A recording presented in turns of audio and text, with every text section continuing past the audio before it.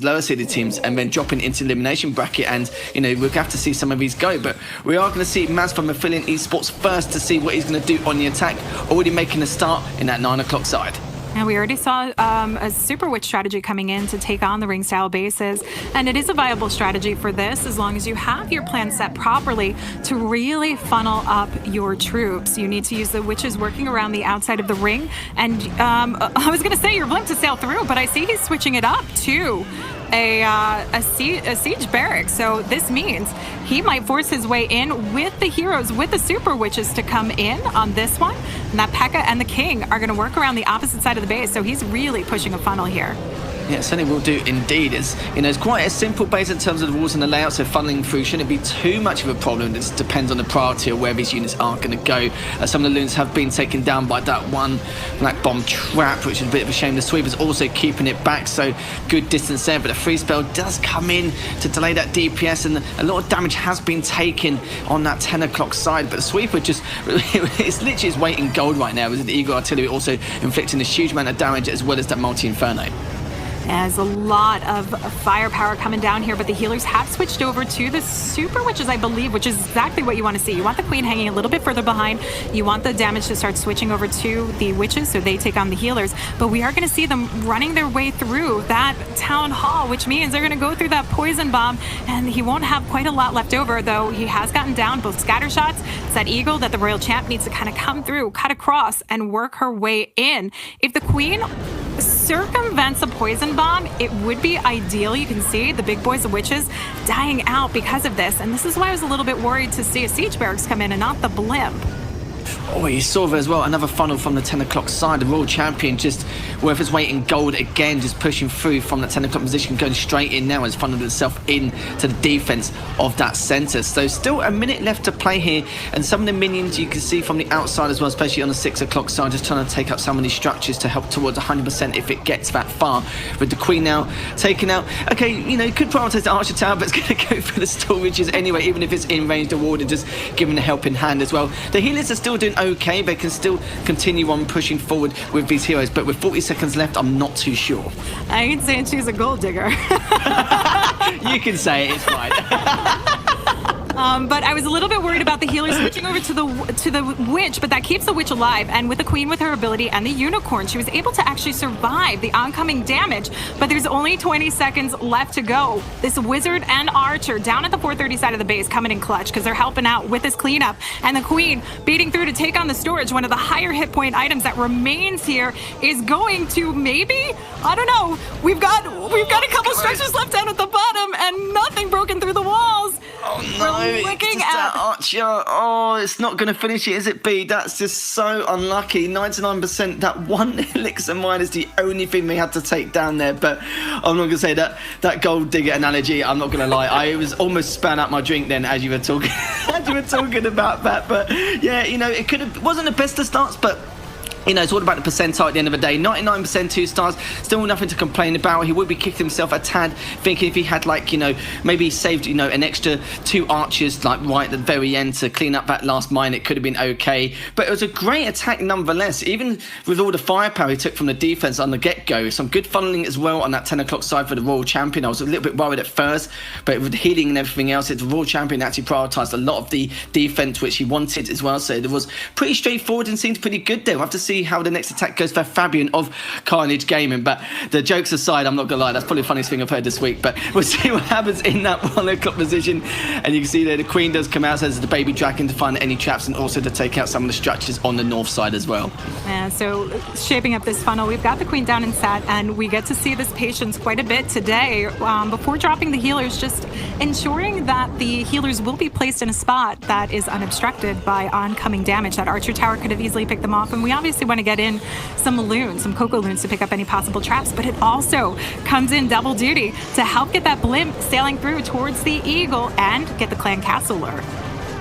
Yeah, not bad so far. The Lava Hound does come out, but it's just going to continue and delaying the inevitable. But, any time wasted is good time wasted. That's perfectly fine. And the Ice Golem is also going to continue wasting a huge amount of time for the Queen, as the Queen is still continuing to push, but not any much longer. It's going to be a 15-20 second delay on that, and you can see a couple of minutes left, still plenty of time to play. There's still plenty of ways to actually get round this base, already taking the bulk of it from that 9 o'clock position, just dealing with his lava pups, but still got a couple of minions coming just to destroy the rest of his lava pups that are already distracted enough for the Queen to deal with, so it's going to waste less time. So, you know, even it's a very, very minor issue and the minor plays made, you know, saving these extra seconds for the final moments is so crucial, because that last attack was just a great example of it.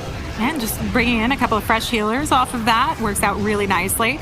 Now, the Queen, I noticed that there was a jump here, so we know that we want to push her moving along. So I like that he's bringing in the King to help force this coming in.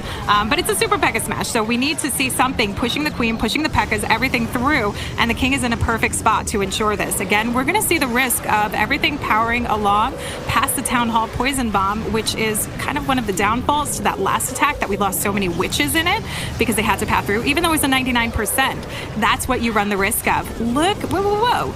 Did these super wizards just kind of run their way out? Warden ability is keeping them safe, but one nasty blow from that scatter shot eliminates everything we had there. Queen is going to have a lot of work to do, but she has her ability forcing it, and the Royal Champ, with the scatter shot going down, there isn't a crazy amount to worry about, but a Rage and a Freeze left over is going to have to try and keep this Royal Champ alive through some of the defenses. I was going to say the exact same thing with the World Champion, just coming up from that 10 o'clock position. Needs to make sure to try and take out as much as possible, but taking out those 2 Inferno Towers is absolutely huge. But what more can be done here? 35 seconds left. Not really much defense here, just, you know, a Wizard Tower, a cannon, and you can see on the backside a couple more cannons around the north part of the map. But will he have time though? 25 seconds left. Some of the spells will come down just to continue that fast-paced aggression, but will he be able to do it here? You can see there the cannon just focus fine on that north side, the archers on the north side just trying to clean up those last couple of structures there as well. But 30 seconds left. It's looking pretty bleak. It's not going to get the 3 stars, but it will be a good percentile anyway. We're just going to find out exactly where it is going to be in the 90s. With just a few seconds left, it won't be able to take any much more here, but we'll see. 91%, not bad. With a little bit more time, it could have been okay, but it just shows that a lot of the defense with the ice golems and the lava hand as well, wasting that much time, he could have used that to continue on forward. And even in terms of the defense, you know, definitely could have pushed through if he had a little bit more time there, but the amount of time he wasted at the very beginning, especially during that first minute, was absolutely crucial. And sometimes, unfortunately, it's to get everything working together, because the King works so well having the extra push, having, you know, additional things tanking for him, even though he's the bigger tank there. So a lot of that is coordination and time. But I got to say, Aphelion got to feel pretty good about that 99% right now. Yeah, you know, it's a shame about that one mine. You know, it's definitely going to be crossing his mind for the next month if he doesn't actually make it through any further into this elimination bracket. But it will be fine. If he, like, gets through this match against Carnage Gaming, then he's going to be like, okay, you know, that's fair enough. We can just forget about that now. So it will be Sammy attacking for Aphelion against Hugo from Carnage. Hugo, as a player, people remember rightly so that he's had some very, very good attacks in the last couple of matches throughout the Esl Mobile Open, and we're going to see how good his defense is in comparison. As not many traps have come up here, but in terms of the defenses, Ice Golems are going to continue on forward, just being a complete pain in the backside for the Queen. As now defense, you know, not too bad so far. It's been a good start, but then again, at the same time for Sammy, the attack hasn't really found many traps, but has funneled through quite nicely on that north side. Yeah, eliminating one of those Infernos was huge for the Queen push coming in, getting a nice path shaped, and again, taking care of that Clan Castle, because you don't want to get stuck inside the core of the base while you're taking on the Clan Castle troops. So that's why we try to eliminate it early on, typically, with these style attacks. We've got the wall break set open for the King to work with the witches. Now, the witches can easily reach over the walls where the King can't. So this is why we see a lot of witches coming along for this kind of strategy for the outside edge. But the main thing is we need to see the push coming in. P.E.K.K.A's working along, but do we have super wizards left? We've got a couple in there still firing away. Yeah, we've seen a lot more witches actually in the last few matches compared to what we saw where we started the day, but the Town Hall does get taken down, using that free spell to delay the DPS. The P.E.K.K.A still pushing on forward. The Scatter Shot doing a huge amount of damage as well as the Multi-Inferno, and you can see there so far, will it be able to continue on with the push? Just pushing back those healers as well with that sweeper. A nice chunk of damage there, but will Sammy be able to push through? The Expo's still trying to do a huge amount, but the witches are still there, just being a pain in the backside. They're actually distracting some of the defense from the side of Hugo. Unfortunately, Sammy has lost his queen, lost a ton of P.E.K.K.A.s in the core because of the poison bomb, but there was also a tornado trap in there that spun them right back around inside it, kept them, just kept that damage coming through on them. The Royal Champ and the P.E.K.K.A.s and the Witch, just not enough to finish this off. I mean, this is a tough go. This is why we're not seeing as many raids working along like this when you have a centralized town hall, when you have to work your troops into it, because more times than not, there's almost no recovery. So this is going to give a very, very big opening right now for Carnage Gaming. If they can pick up that 3-star, that 99, put Aphelion in a nice spot. But if it comes down to stars, it might not turn around that way. So Carnage has the opportunity here. You can see this one lonely archer. Not going to take it down, mate. Just leave it.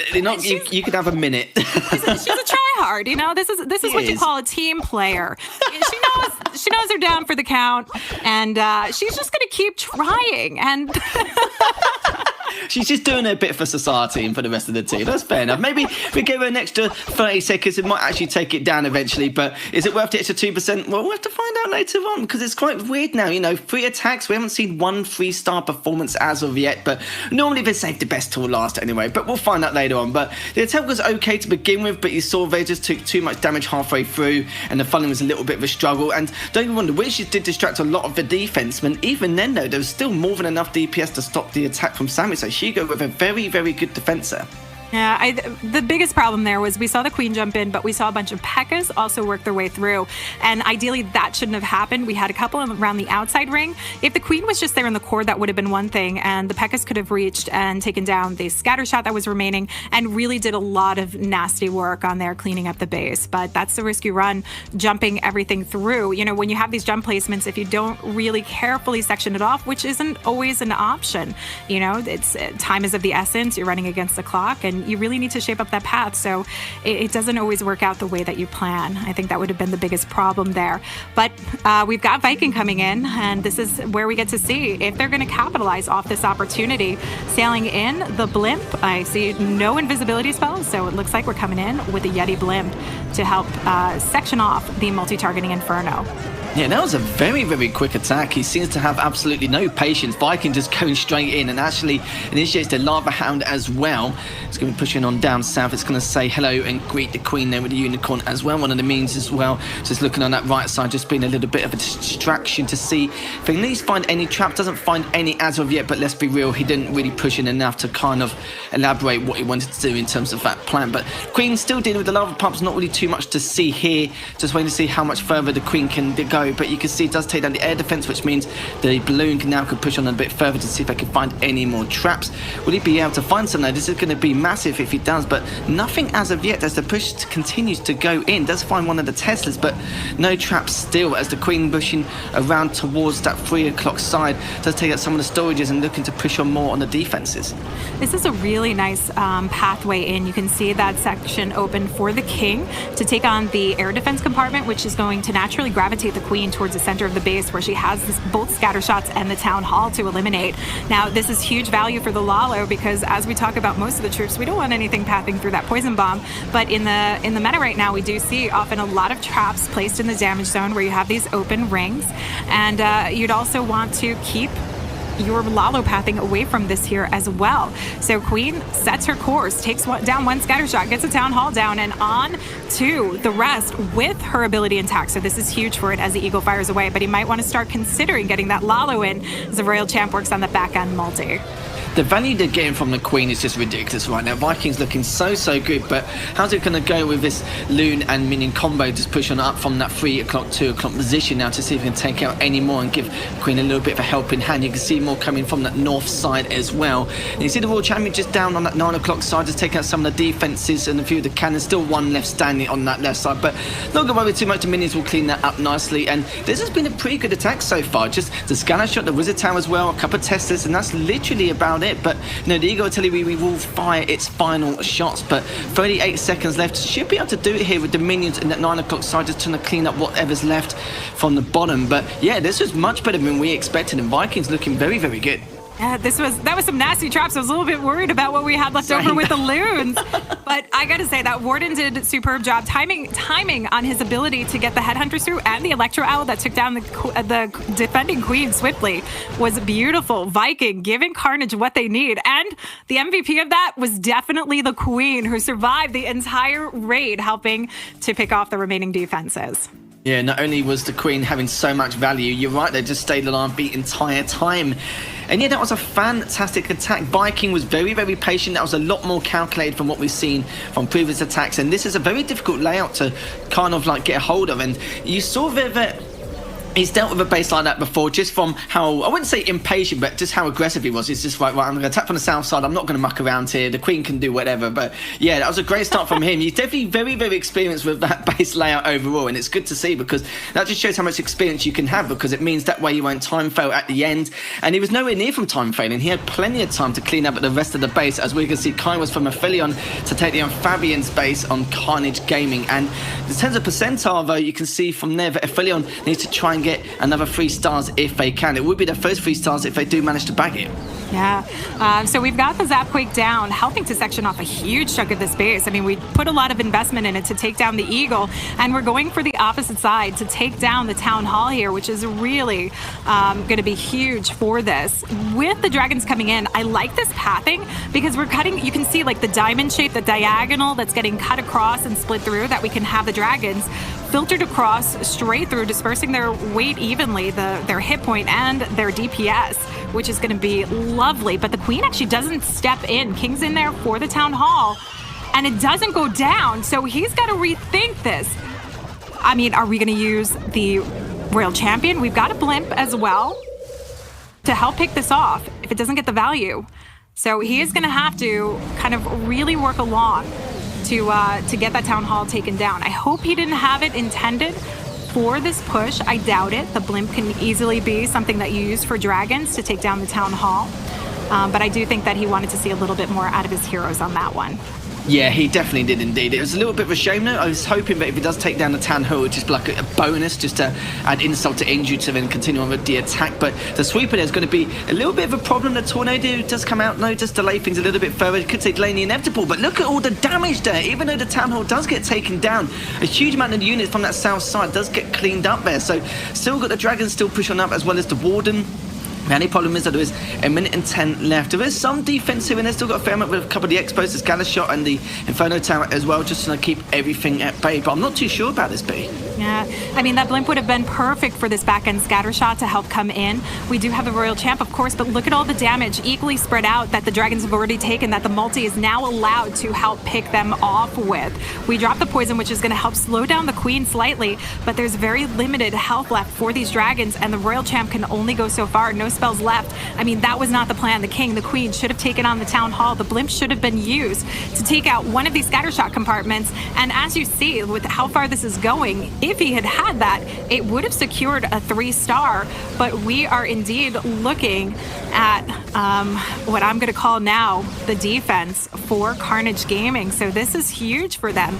That lead that they were able to just snipe right in with that phenomenal attack is now being followed up by a solid defense, though. I mean, let's give credit here, because we're seeing some great percentage being put up. Things go wrong. This happens, and it's all about how you can try and adapt, and sometimes you can't get what you need out of it.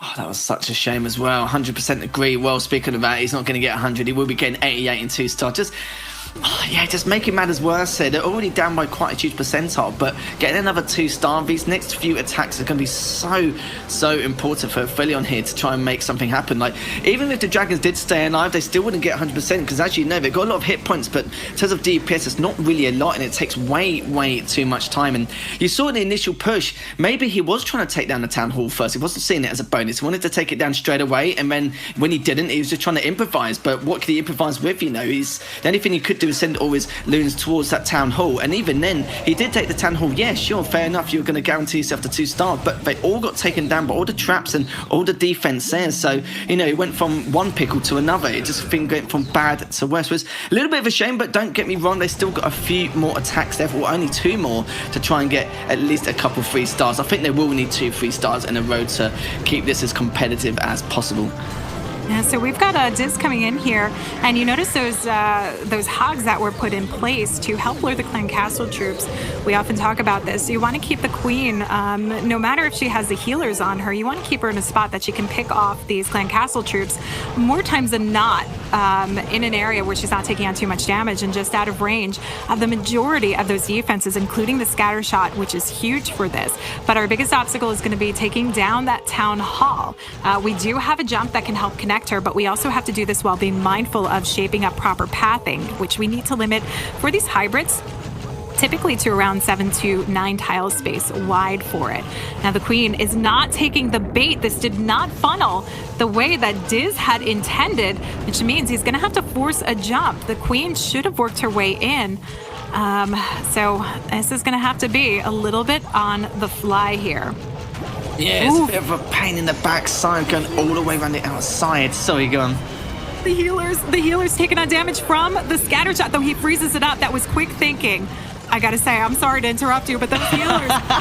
And now they're switching over. We've got the unintentional healer swap that comes in for this, which means the queen's not gonna pick up the value needed. I mean, this base has some natural shape to it right now with what the queen has done, but we've got to run through the town hall. I know, it's going to be very, very difficult. It's a shame that Queen didn't funnel through from that right side instead. That's what we expected, but because of the distraction still on the outside, she just continued on pushing around to the north position, which is not what it was intended, like you rightly said, B. And now, taking down some of the cannons, the King is pushing from the south side as well. Will get taken down momentarily if it doesn't get healed. But the Hog Ride as well, trying to do what it can, and the Warden's still on the front line. But again, like you rightly said, those healers, definitely their weight in gold, and just barely managed to survive the attack earlier on right at the very beginning. And at least able to do something a little bit more rather than nothing, but still looking pretty good here. 35 seconds left, and even then though, still got a little bit of defense. Still got the scatter shot, the mortar, the cannon as well as the Tesla. So could do a huge amount here, but it was definitely so close. I am amazed that this actually came back around as strong as it did. I mean, like, this is huge. To run a hybrid, which is one of the most difficult strategies right now in the current meta, have your hybrid run through. Did you see those reinforcement of hogs that came out of the siege barracks? He got like nothing out of them because they went right through the poison bomb, and he still manages to land with a 95%, that multi and the scatter shot being the one remaining things, or the two remaining things, that knock him out of it. But the queen wrapping around the corner wasn't quite as bad, and that healer swap is what made this. I mean, it was unintentional. It wasn't supposed to happen, but that actually gave as much power as possible through for this hybrid. Yeah, he definitely should be grateful. You're right there about the Queen. It's the fact that, you know, going around the outer edge instead to then play support towards, you know, the center stage and just make sure to take down the rest of the defense. But, you know, with the healers and the Warden anyway, it was fine. It was still on the front line, making sure the tanks some of that damage. I still can't believe those healers even survived, so that was a great play, just keeping them at bay. And if they didn't, that would have been, what, 75, 80%? He wouldn't have got that much further at all in the slightest. So, should be a little bit grateful about that. But I think not only that Aphelion are going to be happy, because now that they got a 2-star, it means it gives them, you know, an opportunity now to get a 3-star, possibly on a base like this, and then be able to, you know, keep this as close of a series as possible. And their biggest battle right now is going to be dealing with percent if they can get close to tying it up. But we do have the Blizzard coming in. So these ring style bases can really trip up players from time to time. Looking like he's picking up some reasonable value, though. We still have the scatter to worry about. We still have, both scatters to worry about. We still have the town hall to worry about. And that means with this Lalo, we don't want it going through the core of the base. We need the heroes to come in. 2 wall breakers is not going to be enough to get that taken down. I got to think that he wanted maybe just a tiny bit more out of that. Yes, we get the clan castle lure, but I'm a bit worried about having 2 scatters, a town hall, and a Lalo push that has to work its way around the base. King lined up here with a wall break open to tank for the queen, and it's all going to matter what they can get out of this.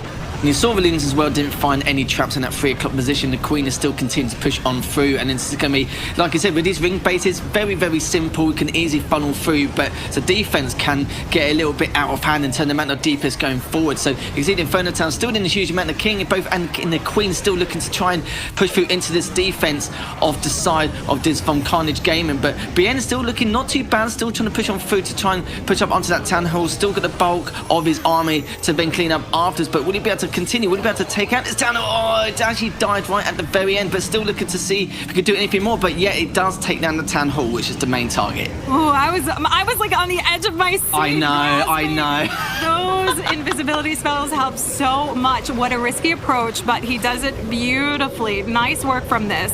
Eagle still firing away here. He does freeze it up as it gives its final blows, but the haste to sweep the loons through, get that taken on. Now, it's the outside perimeter of this ring base that isn't too problematic, but we still have this scatter shot up that's looking to knock out the loons around the circumference. Gets one more final freeze down, and that gets the main pack of loons safely through into that safe zone of the scatter shot. So it's just getting through the air defense and the archer tower, which as they make their way through, it's very long pressed, and it splits. So this gives the opportunity for both archer towers and that air defense to pick off these loons. Warden's got a lot of work to do here, along with the Electro Owl. Minions taking care of the cleanup, but this is going to be a close one as the archer looks to pick off the Warden. Minions might come in clutch.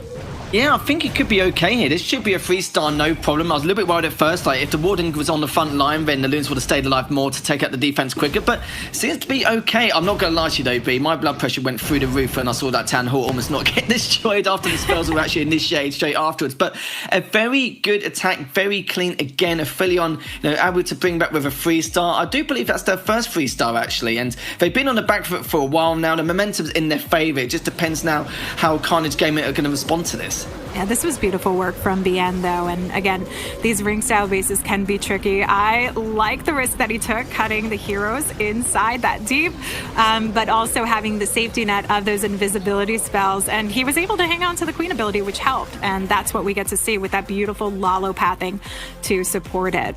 So they're in it. Like they're looking to try and claw their way back up from this one, but I'd say it's a tough go at this point.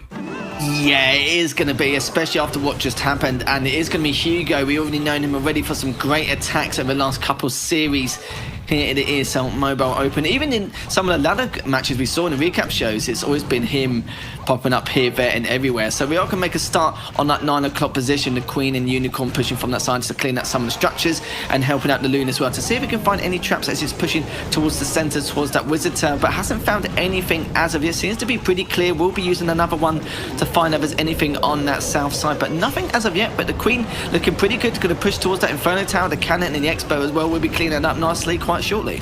And he cleans up a nice path to allow some loons to come in and take on that Eagle artillery. You can see there's really no, there's not too many well, we do have the Royal Champion here who can easily snipe it off. So we need the Queen to take her down before he can think of sending in those loons to pick that off, because the Queen, we want to stay focused working into the center of the base to the scatter shot here. But first, the Queen has to take care of the Clan Castle troops. King funneling this up beautifully, and we still have the Royal Champion. The Royal Champ can really help quite a bit on this one, picking up where the Queen can't, but also maybe, I'm curious if he's going to use it for the multi-targeting Inferno. Yeah, we'll just have to wait and see exactly what is going to happen. The King just barely managed to stay alive with Diak now. Just going to... We'll be waiting a while to give a helping hand to try and help towards the scatter shot as well. But the Eagle Artillery actually target fires the King and actually gets taken down. So it's going to be a pretty big play from him. And then still, like I said before, still waiting for the bulk of the armies. The Eagle Artillery just trying to take out a few units here and there, focusing on the Queen, but it's not going to do much as of yet, especially with all those healers as well. The Expo and Inferno Tower still focus firing, and yeah, we're just waiting to see where these loons are going to target from, in which position. He's like an absolute surgeon. I mean, we're nearly 50% of the base. He sends the blimp in to take on the town hall. That Yak got huge value to helping to take down the scatter shot. With the placement of the jump, the Queen's had so much value that he was able to take down the Eagle, moving her way into the next compartment, and we're going to get to see the Royal Champion coming in. Now, unfortunately, he did not get what he wanted out of that blimp. It did not pick up the town hall, so the Loon Passage has to work its way through. Warden ability is used to get through this way, and we still have to worry about the back end multi, but the Queen has survived, is alive with her ability intact. She'll take down the defending Queen, but we need something to take down that scatter shot. There's no freezes left over here, so it's up to the Royal Champ, who's unfortunately already expended her ability, and I don't know that, I see her like just crawling under the loons. Queen taking on the heat of the scatter shot. This is huge, but only 18 seconds.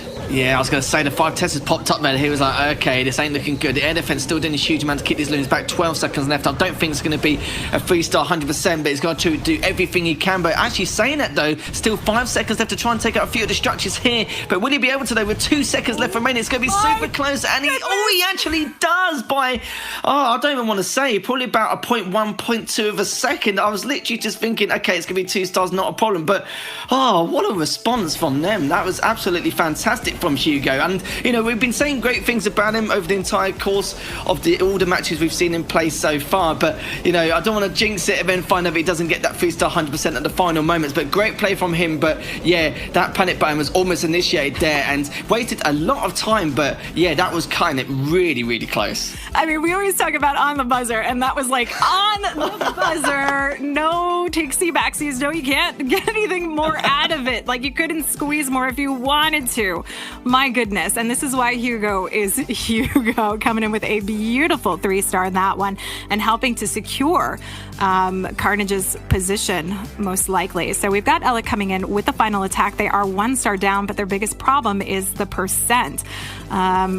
So again, I see the spinny pinwheel. That always makes me a little bit worried, but it gives us the opportunity to take a look at the composition, and I see a clone spell, and I see 7 invisibility spells.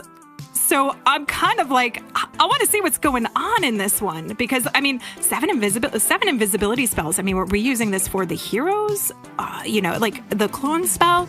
We can see some massive stuff that would come through with the clone spell, especially when you bring a blimp. Like, a lot of times we see these Electron Lalos, and that's kind of what I expect to see, but that could mean a huge push for these heroes to come through. Yeah, it seems to be a nice lava loon composition, just a matter of how exactly they were going to try and execute that and see exactly how the spells are going to work out in their favour, like you already mentioned. So, quite an intriguing attack we could potentially see. Typical buffers, we can't see it, but don't worry, guys, we'll be going back into it momentarily, just going to see exactly what is going to occur, and then we'll go back into the match. So just have to have just a little bit of patience, just a little bit, and then we should be okay going into it, because this has been a great series so far, definitely back and forth. And you saw earlier on with Carnage Gaming, they had struggled a little bit. We thought it was going to be a one-way struggle bus, considering the amount of stars they had, and Aphelion have been able to bring it back. So it's been pretty tough for both teams, definitely having a lot of stress levels going through the roof. Yeah. And I mean, the teams have performed very well. We have seen the high-level competition that we expect to see. But what I really like is that we've also seen some amazing attacks and strategies. I mean, like I said, with that one attack that we were looking to go in for, 7 invisibility spells and a clone spell, which we have not seen yet. We've been seeing from Rest, the sneaky goblin takedown. It's just phenomenal to see what these different teams are doing. What I'm surprised we haven't seen is the super archers, because we've had Penta in the mix. This is an attack strategy that they like to do quite a bit. And it's something that is viable. It's not quite as common, but you are seeing some teams relying heavily upon it to trip up their opponents. I notice you are a big fan of versatility. When you see something super rare, it's like, oh, well, I like that. I don't mind that at all, which is perfectly understandable, as we are going to find out exactly what's going to happen. But, Anonymous, I did hear that his attack will be 0% because they lost connection, sadly. But we'll find out momentarily as we do go into this game. Yeah, so that unfortunate disconnect really gives Carnage what they need. So Anonymous has an easy feat, but I know that they want to finish this one off strong here, starting with the Queen charge to lead the passage for this Lalo. So we get the wall break in, Queen to take on the Town Hall here, and he's keeping those healers safe. We see these Coco Loons coming in, but also helping to pick off these Teslas that are cropping up that could potentially pull the Queen just a little bit out of formation. Yeah, that's a little bit of a shame. I do feel sorry for Aphelion there, with that 0% as well. That's going to add, make things from bad to worse. And, that for Aphelion there, we need to get as many stars percentile as possible. They was on the back foot, and it's just not going to help at all, which is just a little bit of a shame. But, this is pretty much for pride here from Anonymous, from Carnage Gaming, to see what he can do going through into this base. But the Queen, doing a lot of value here, trying to take out a lot more of the defense with the Expo and the turret as well. Still got the Inferno Tower and the Expo as well, pushing on up with the King. So we'll see what happens in this next final minutes. Nice coverage of the Queen. Waits till the very last last second before popping that ability, which actually gets her nicely regenerated through he's got another rage down, this last rage down that keeps those healers going strong, but we want to see the Queen pushing inside the base. Poison helps to hold off those super minions, which you actually don't see a lot of right now in the clan castles, so it can trip people up, but it doesn't seem to trip up Anonymous on this one. Royal Champ is trying to ensure, you can see this Queen beating on the wall. She wants to go for the scatter shot, and the Royal Champ needs to take it down so the Queen can refocus to the multi in the core. Oh, but now she's beating on the wall to get to... Oh, she's going for the gold storage. What did I tell you about this Queen?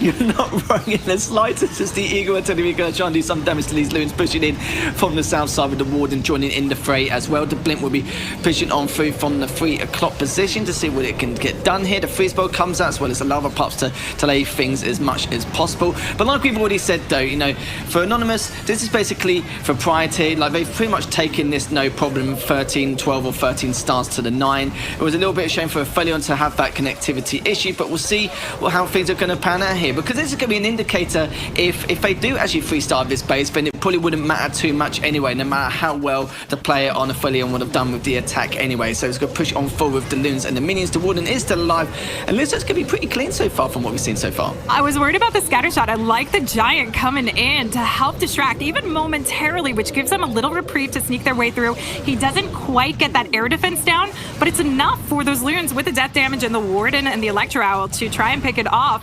Warden's got enough in him to finish off these defenses, but the clock is not going to allow it. I mean, I think Anonymous can really hold his head high, especially with how his Queen tried to do him dirty on this one.